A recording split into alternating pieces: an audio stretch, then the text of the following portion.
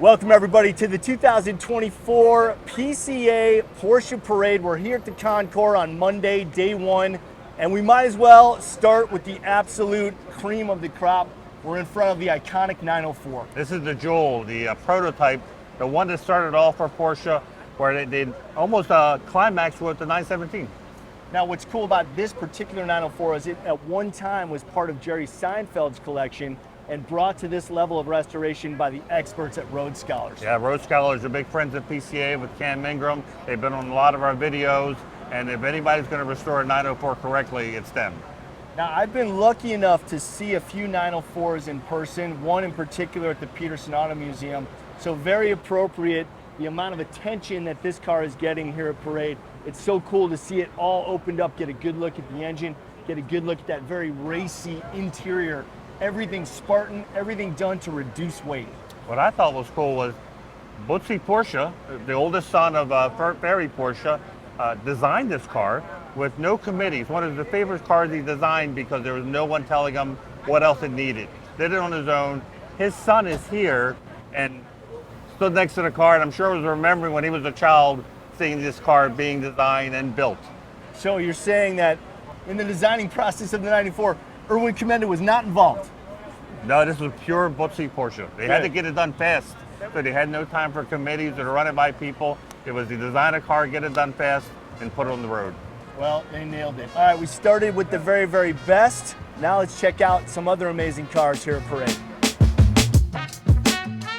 Be sure to log into your YouTube account, subscribe to our channel, and turn on notifications so you don't miss a video. Well, one of the classic phrases or words in Porsche nomenclature is speedster. This is the 964 version. When I was in high school, a buddy of mine, his dad got the G-Series version of the Speedster. Yep. I was blown away. I've been in love with Speedsters ever since. This thing's amazing. Yeah, one of my favorite parts of the G-body Speedster, it was well known as a turbo body. But everyone asked me, what's your favorite? Mine's the narrow body G-body, really? Which they only made 300 and some, only available in Europe. So it's very cool when Porsche came out the 964, they didn't go wide body, they went narrow body. All right, now, after this version came out, Porsche continued to play with the Speedster name and actually came out with a 991 version, correct, which is right over here. So Manny, we're over here now with the 991 version Speedster. Classic lines, the dual hump in the rear, the cut down windshield, another amazing car. Yeah, and they kept that same, like the cut down windshield also extends to the top. It becomes a much more racier top than the Cabriolet. And of course they have the whole cowling in the back. They had the redesign with the pop-up roll bar protection, still keeping that sleek Speedster look. And black on black with the black wheels, black top. This is Darth Vader Speedster right here. I like it. Well, Manny, in the world of Porsche, the name Roof means excellence. Not only for the cars that they're manufacturing on their own today, but this harkens back to the beginning of Roof's history. Yeah, they started off as a tuner. Now they're their own automobile manufacturer, but when this car was developed, for this kit, it was called the SCR, which ironically is the current model that Roof puts out. What's cool about this though, it's not turbocharged. It's normally aspirated. They took a 3-liter, which was the SC, converted it to a 3.2 horsepower pump, and it was all legal for emissions, went much faster, and they put the Roof name on it. This is in 1977, so what you would do was, once you acquired your Porsche, you would give it to Roof, and they would convert it to this machine right here. Yep, they were still a tuner, but everyone knew Roof, and Alois was putting his special pixie ducks on all 911s to make them go that much faster. It all added up to amazing performance and the looks. I believe this is one of 50 cars from that year that was converted by Roof and then imported into the US. Yeah, I had to look it up because I've heard of the SCR as the modern Roof. Did not realize that the Roof actually did non-turbocharged cars in the beginning. That is a very cool thing you see at Parade. So great to see it here at Concours. I'm sure the judges wanted to see it here too. Exactly.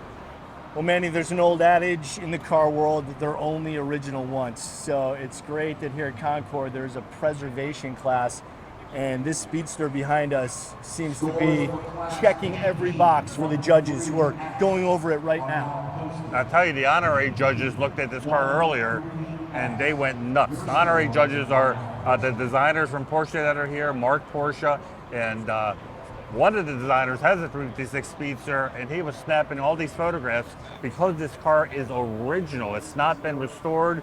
The top material is all original. Even the plastic window is as it was originally.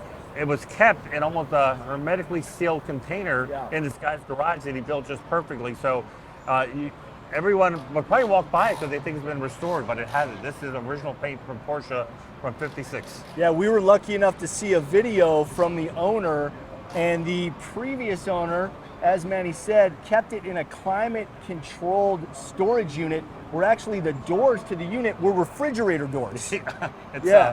And when he was putting the top up, they actually had to do it very slowly, and they steamed it as the top was coming up to make sure that nothing cracked and nothing ripped, and it's in perfect condition. Yeah, it's like the time capsule that now people can look at this top and see how Porsche really made it, not how they thought they made it. Exactly. What an incredible car. So great to see it here. Yep. So Manny, when is a 911 not a 911?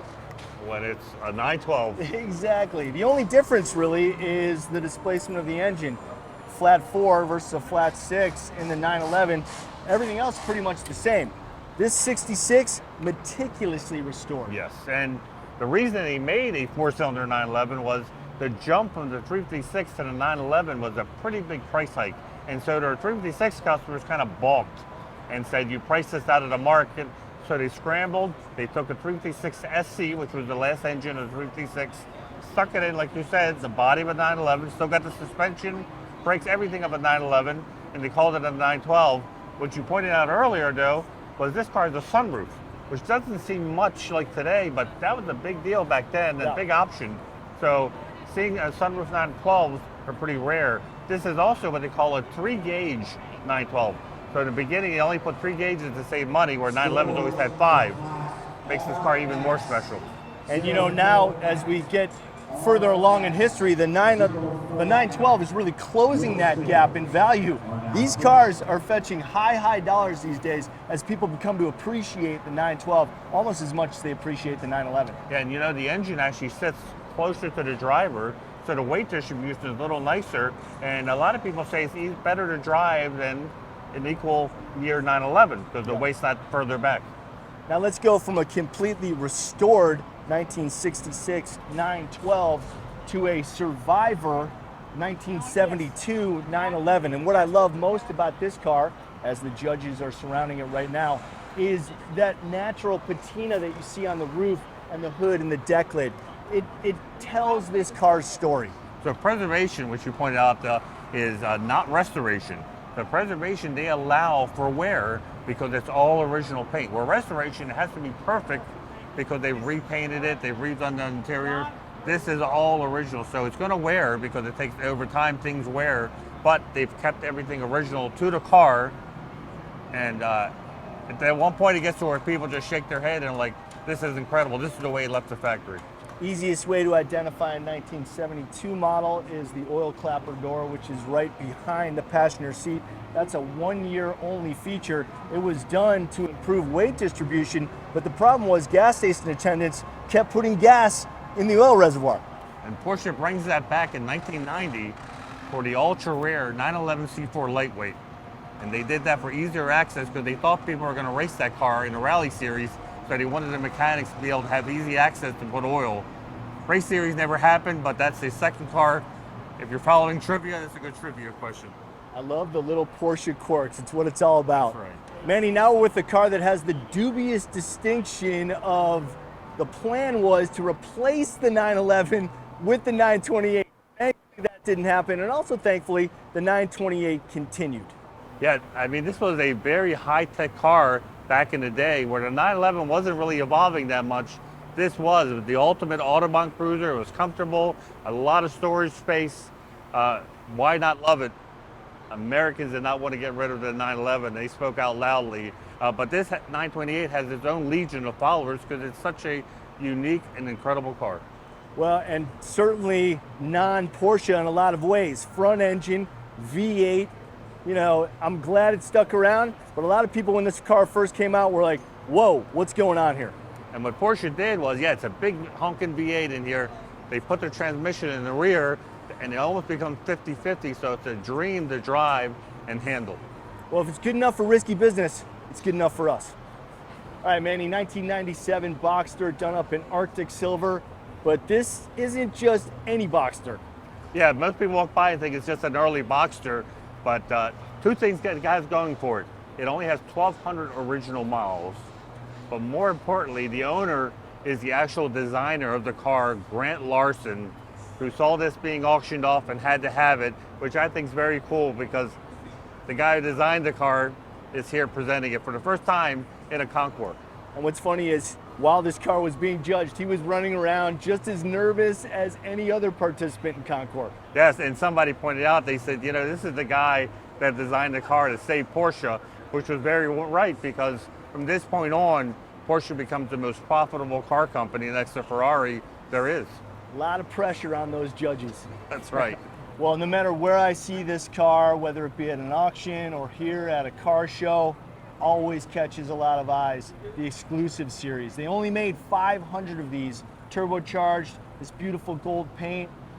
Incredible car. Yeah, so exclusive in the Porsche world means that it leaves the assembly line, but before it goes to the customer, it goes to the magical exclusives department, which is actually a separate shop where they work on the cars by hand, putting all these options on. And like I said, this car was filled with exclusive options. A lot of times they're on the invoice as CXX, which basically means if you have to ask the price, you can't afford it. And I know that they did offer some special wishes to particular customers. This one, it looks like the guy chose the fleur-de-lis detail going up the hood Yeah, and I over saw the that. roof. Yeah, it's and they actually made also, and it wasn't as popular, was the cabriolet version, Yep. which also had the stripes, the racing stripes, embedded into the convertible top. That's right. As I said, only 500 of these were manufactured. This is number 344 in that run. Right, Manny, we're here with a car that really shouldn't be here. And by that I mean it wasn't available in the US. This is a 1985 Turbo, but you weren't able to import them back then. Correct. They stopped in '79, was the last year, and they have a hiatus in the US from '79 and they come back again in '86 because of emissions. But they're selling it in Europe all this time. So if you wanted a turbo, you had the gray market, which meant almost sneak it in and slide it under the authorities and bring it in. And there were some giveaways, right? Yeah, there were a few different ways to tell that this is a Euro market car. I know you were talking about the difference in the bumper and the bumperettes. Correct. There would be the rear fog light was an option that most people never got in the US, even if it was available. It also had more horsepower, still a 3.3 liter, but because of the emission standards being different, higher horsepower. And then maybe the most obvious giveaway is that side marker light on the front fenders. Yeah, but it looks so good that a lot of people would put it in their car even if they had a US model. Designates it as an ROW, which stands for rest of the world. Correct. So anything non-US would have those. And most interesting about these turbos, the earlier turbos, pre-89, is that the transmission was only 4-speed. You needed, because this engine was making so much torque, you had to have the 4-speed transmission. Yeah, if you wanted a 5-speed, you had to get a Roost, who did have a 5-speed for the turbo. So yeah, it was a only 4-speeder. And once again, a sunroof car. We're seeing a lot of those here at Concours today. That's right. Manny, really interesting story behind this car. This is another 72. It's a 911T. And what's interesting about this car mainly is the color. It's called Fraiche, which is French for strawberry, but the US name is rose red. I don't think I've ever seen this color before. Probably because there was less than 10 of these made. I have never seen the color in person. It would probably be a $5 bucket on our Rainbow website, which chronicles all the Porsche colors. Super rare. A lot of people are talking about asking, is this an original color? And yes, it is. This car was originally bought by a 19-year-old. It spent 52 years of its existence in Germany and then was imported here to the US. And what's really cool is the various materials and looks on this car. You've got the headlight trim, the side view mirror, and the Fuchs are all chrome, yet the windshield wipers are black. Yeah, and then soon you would see the horn grills turning black too. It was as they were transitioning into a more modern look. Definitely one of the standouts here at Parade. Manny, another just incredible car, 930 turbo, ROW, sunroof. This is done in paint to sample, velvet red metallic with the black gloss fuchs, the white and red interior. This is such a aesthetically pleasing car. It was made for the royal family of Qatar. And like you said, it went to the special wishes department. In fact, this has the option code, which is really rare, 09991. It's underneath the hood with all the other option codes. That meant that this was going to come off the line and go to exclusive or Sonderwunsch, where they would hand put a lot of the options, including this incredible interior. And as if the paint to sample color wasn't enough, this has one of my favorite Porsche graphics of all time, that strobe stripe that ends in the turbo script on the rear fender. So iconic, so cool. I think they should bring it back. I think they should too. Very retro, but still very cool looking. This one is probably my favorite, and my next favorite one, which is a very close second, is the big 911 script that was on the hood, that decal. Get that or the Club Sport. Yeah, that's all a that cool stood one out. too. All right, Manny, we've come full circle. We were reviewing earlier the 964 and 991 versions of the Speedster, but this is the car that brought the original Speedster back. This is the 89, done up in forest green metallic, wide body, amazing car. Shows up great over the tan interior also. Yeah, so Porsche is famous for saying goodbye to their models in special ways. 89's the last year what they call the G body. After this, they would come up to 964. So it was one heck of a goodbye year with this special model. Blew everyone away that Porsche was bringing back the Speedster nameplate. And I think this car lived up to the hype with a bow top, cut down. And my favorite part of it is the visors, which are almost absolutely useless because they're only about that big. I think that these cars should always be displayed with the top down. Yes, it looks okay with the top up, but you really appreciate that Speedster body lines when the top is down. Yeah, the clamshell was actually experimental for a long time because it was such a huge piece of fiberglass that it took almost two people to put it in place. So once again, wide body, but you prefer the narrow body. They didn't make hardly any of them. No, about 300 and some, only in Europe. Hard to spot them, but hey, who doesn't love a turbo look? I agree. Well, Manny, if I were a judge, I'd have a hard time not choosing this car as a potential best in show. 1971 911E soft window Targa. But let's start under the bonnet here. This engine is so well done, so clean, meticulous. So what's cool about the E meant injection. So this was mechanically injected. But you could also tell E's by the color of their shroud. Green was for E, black usually was T, red was always the fastest, the S model. Yeah, and of course, I mentioned that it was a soft window Targa. Very unique feature. These make these cars very desirable. And it's the last year, 71's the last year you can special order your Targa with the soft window. It made it a really cool convertible, but most people started opting out for the glass windshield, but very neat to see a soft window 71. Silver Targa bar, of course, and another unusual feature as we come around to the hood of the car, you don't see this often, really tells you that this car is made to be driven, made to be toured, the full hood bra. Yeah, back then, bras weren't that popular. This is something almost for European cars to protect the paint. You went to dealers and asked for a bra back in the early 70s. They were a little confused what you're asking for. Yeah, that just screams old school. Of course, the purpose of the full hood bra has been replaced now by those, second coatings, the little paint clear protection skin. film. Yep. Exactly. So I love seeing this old school method of protecting the paint. Beautiful car. Yep. Well, Manny, you want to talk about rare? We're talking about this car right here. Only 682 were made. And it was the ultimate tease for us in North America because we couldn't get this car. It was European only. 996.2. And I know that these headlights get maligned quite a bit, but they're starting to grow on people. These cars, well, not this one because this one starts off hugely valuable, but the 996s in general are becoming more and more valuable. Yeah, people are realizing what incredible buys they are. Although right from the get-go, this was already iconic and a legend. The RS, mainly because they were still taking these cars off the line and turning them into cup cars. Starting with the 997, they start to separate at that point, and it become less like a street car. This is really a race car with a nice interior. Yeah, and everything about the design of this car says racy. It looks like it's going fast, even when it's standing still. And perhaps my favorite touch, and this might have been a weight-saving feature, but this is actually not a badge. That is a decal. That's right, and a company obsessed with weight savings Every little ounce counts, so they went with the sticker instead of a badge. I like that. Every ounce counts. That's right. Well, Manny, what a pleasure it's been to review some of these stellar cars that are here at Concours. Yeah, it was a beautiful day. Great location. First time we haven't done it in grass in a long time, but I don't think anybody complained. Yeah, there's nothing to complain about here in Birmingham, Alabama. We certainly enjoyed this mini tour, and we hope you did too.